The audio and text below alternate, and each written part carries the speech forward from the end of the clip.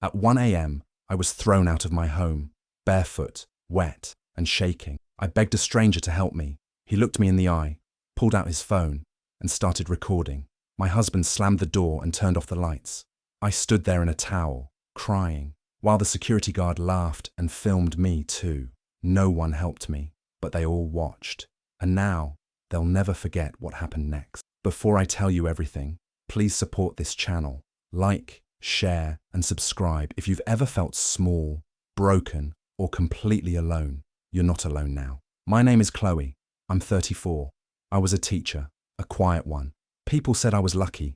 I had a handsome husband, Gareth, a rich man in real estate. From the outside, our life looked perfect. But behind closed doors, it was very different. One day, I found lipstick in Gareth's car.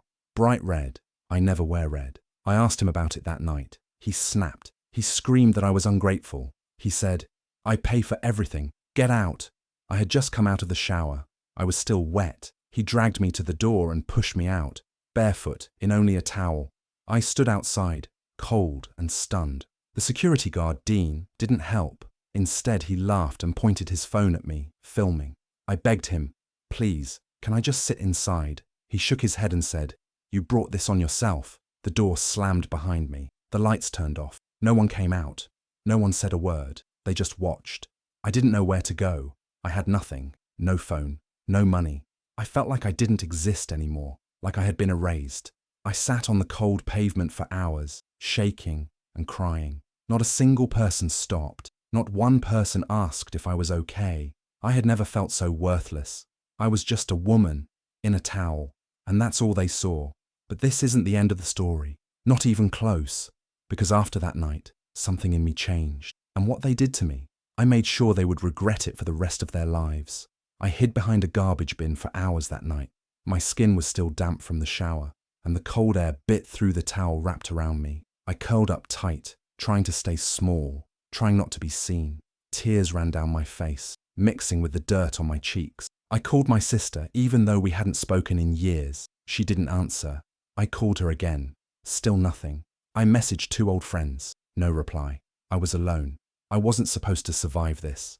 Around 5 a.m., the street was quiet except for the soft sound of a mop on tile. A cleaning woman, maybe in her 50s, spotted me. Her name was Marta. She didn't ask many questions. She just looked at me for a moment, then walked away. I thought she was going to call security, but instead she came back with an old grey hoodie and a $5 bill. "Bus runs at 6, she said, slipping it into my hand. "Don't stay here. People like him don't stop." I don't remember the ride to the shelter. I just remember the smell when I walked in. Sour, like urine and bleach. The lights were too bright, the floor sticky. The woman at the desk barely looked up. "Name?" she asked. I gave her my middle name. I didn't want anyone to find me, not even me. They gave me a cot, a thin blanket, and a small locker. Around me were women with tired eyes, bruises, silence. Some stared at the ceiling, some just stared at nothing. No one asked why I was there. They didn't need to. They already knew.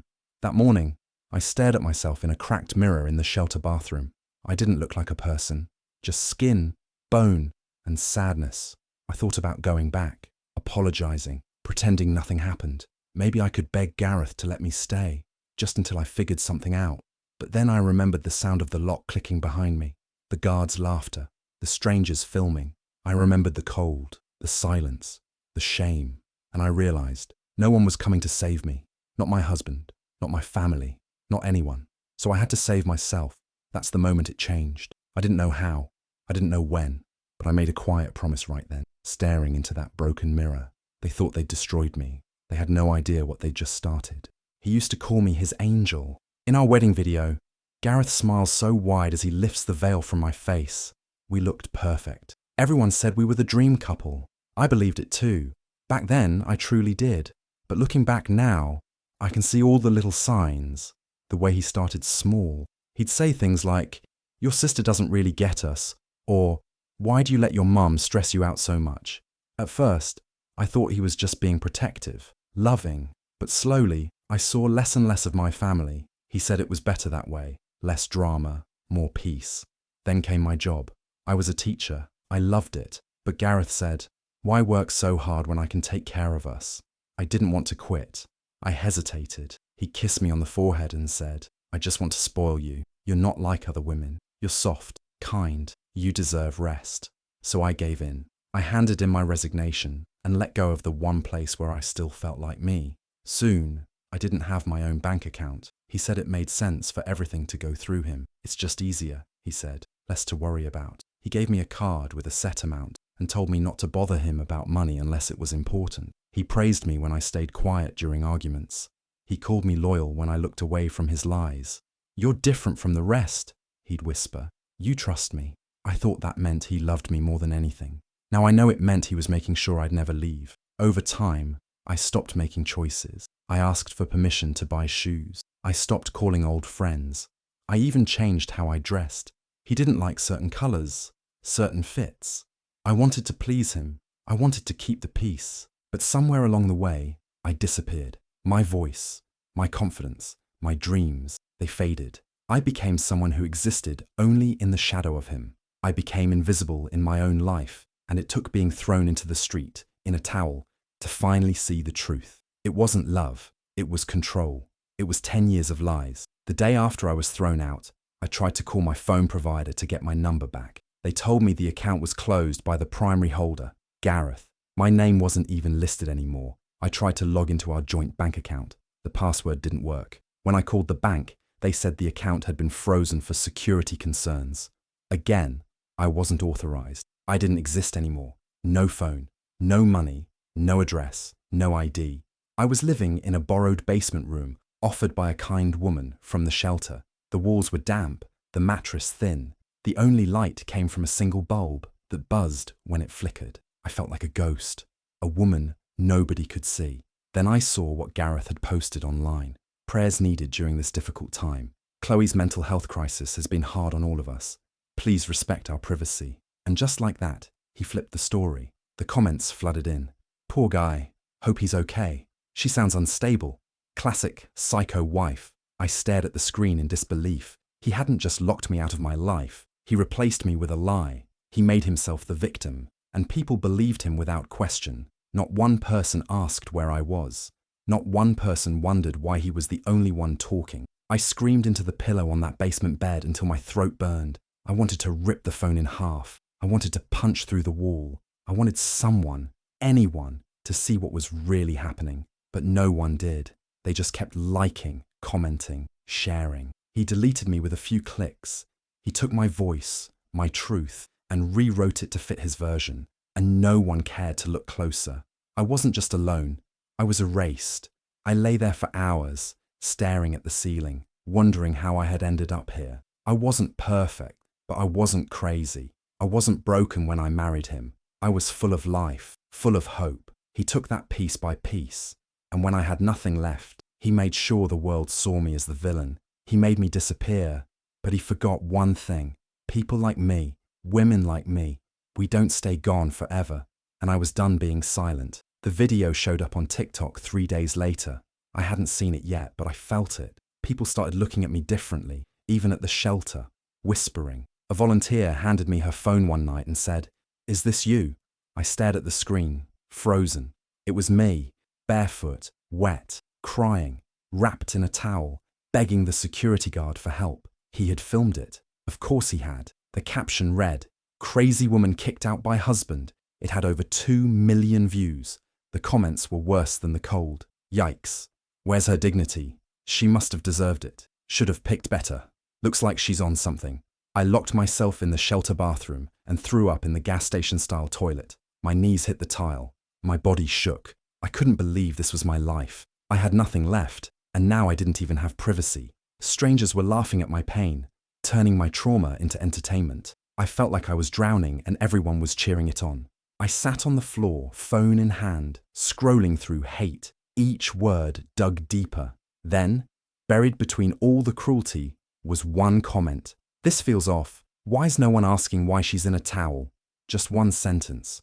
One stranger saw what no one else did. I stared at that comment for a long time. It was the first time anyone had asked a real question. Not what's wrong with her, but what happened to her. That comment was like a match struck in the dark. Something inside me shifted. I wasn't crazy. I wasn't wrong.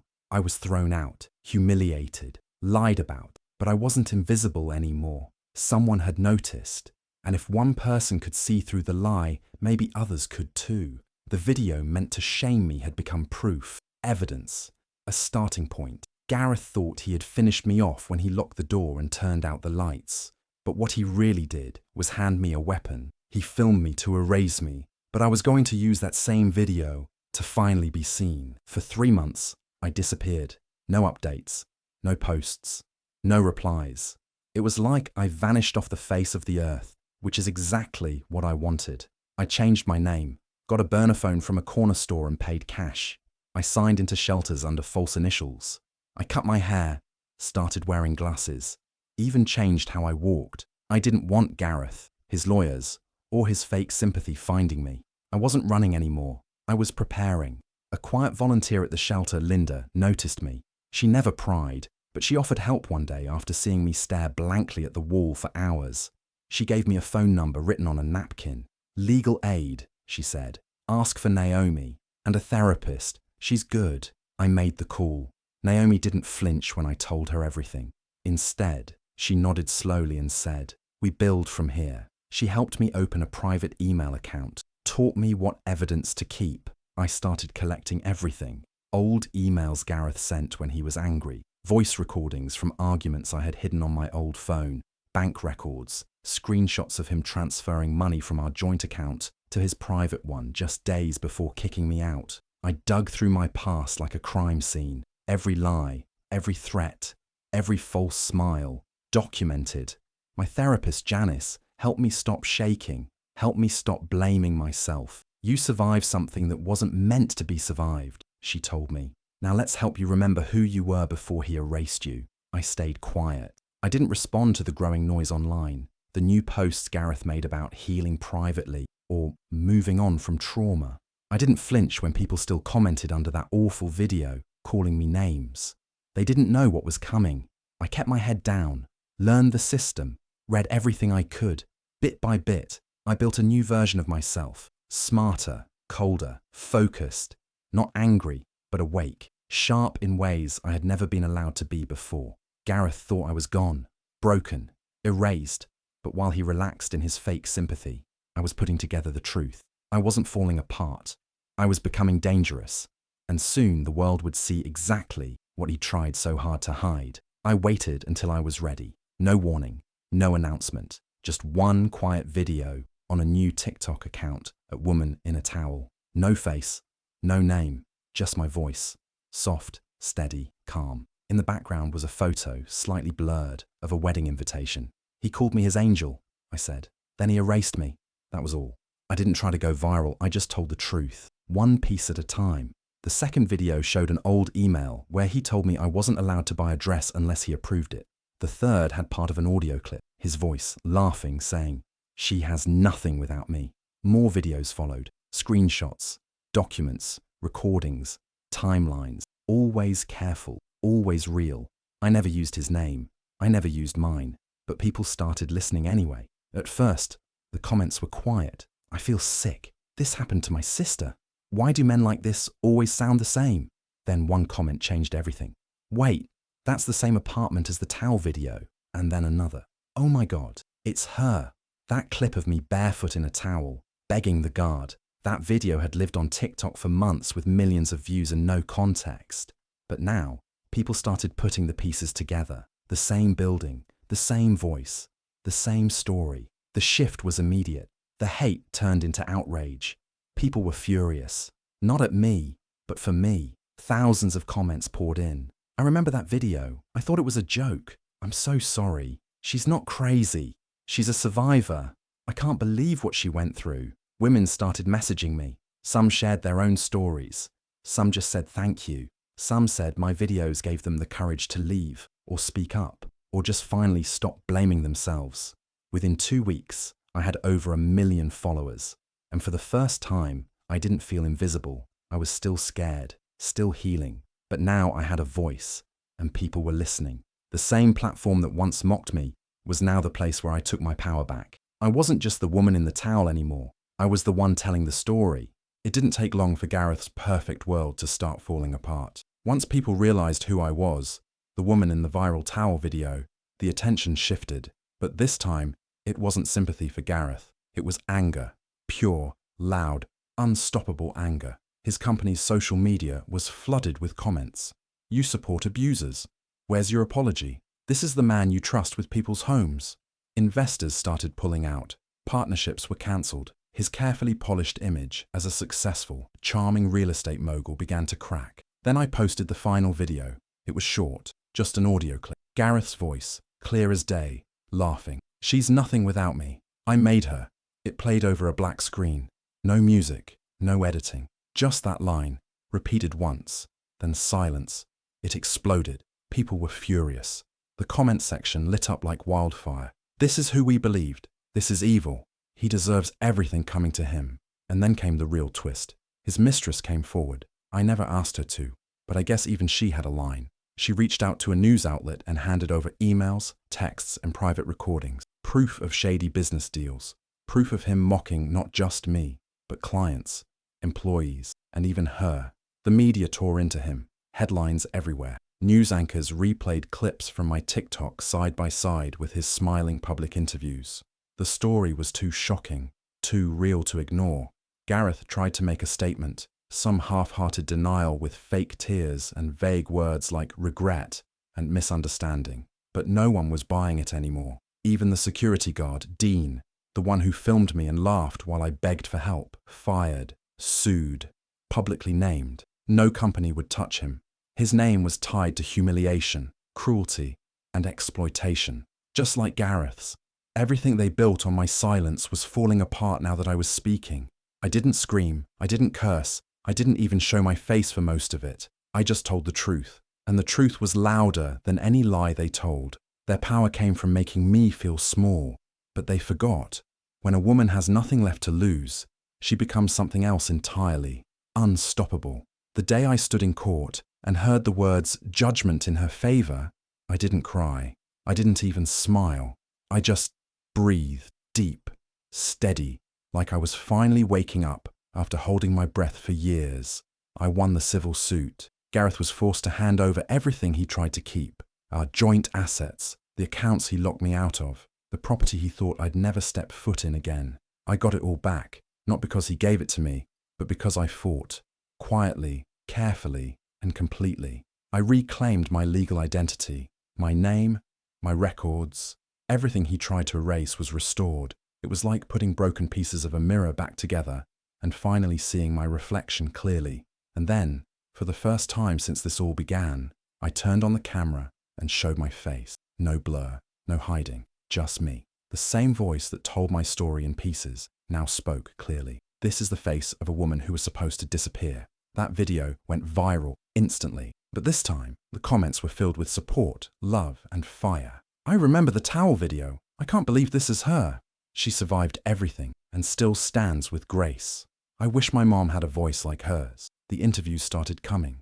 Podcasts, news outlets. People wanted to hear more, not just about what happened to me, but how I rebuilt, how I refused to stay quiet, how I used the same internet that mocked me to take my power back. I said yes to every opportunity that mattered, not because I needed attention, but because I knew there were other women out there, right now, being erased like I was, silenced, mocked, made to feel small. I wanted them to know that survival isn't weakness, that rebuilding doesn't mean pretending it didn't happen. It means standing in your story and saying, I'm still here. Gareth took so much from me, years of love, trust, identity, but he didn't win because I got everything back and more. I didn't just survive. I became a voice for every woman who thought her story wouldn't matter. And now, they know it does. I walked into the flat one last time. It was quiet, empty, cold. Nothing like the place I used to call home. Gareth was long gone. The furniture was cleared out. No fake smiles, no cameras, no lies. Just silence. Each step echoed. This was where he shouted at me, where I begged, where I was pushed out, barefoot and dripping, into the night. I walked to the bathroom. The mirror was still there. For a moment, I saw my old reflection, the scared woman, the one who thought love meant survival, the one who stayed too long hoping he'd change. But she wasn't real anymore. Then I saw it, hanging on the back of the door, one towel, the same kind I had wrapped around myself when he shoved me outside. White, soft, innocent, just a towel, but it held so much pain. I took it down carefully, folded it with steady hands, and placed it inside a box I'd labelled evidence, because that's what it was. Proof, memory, power. I closed the box gently and stood there for a moment longer. No tears, no anger, just peace. The kind that only comes after surviving something that was meant to destroy you. That towel used to symbolize my shame. Now, it's the beginning of my story. Do you think Chloe was right to return to the flat one last time? Or should she have left that chapter completely closed? I'd love to hear your thoughts in the comments. Everyone sees healing differently, and if stories of strength, justice, and survival speak to you, don't forget to subscribe and hit the notification bell so you never miss what's next.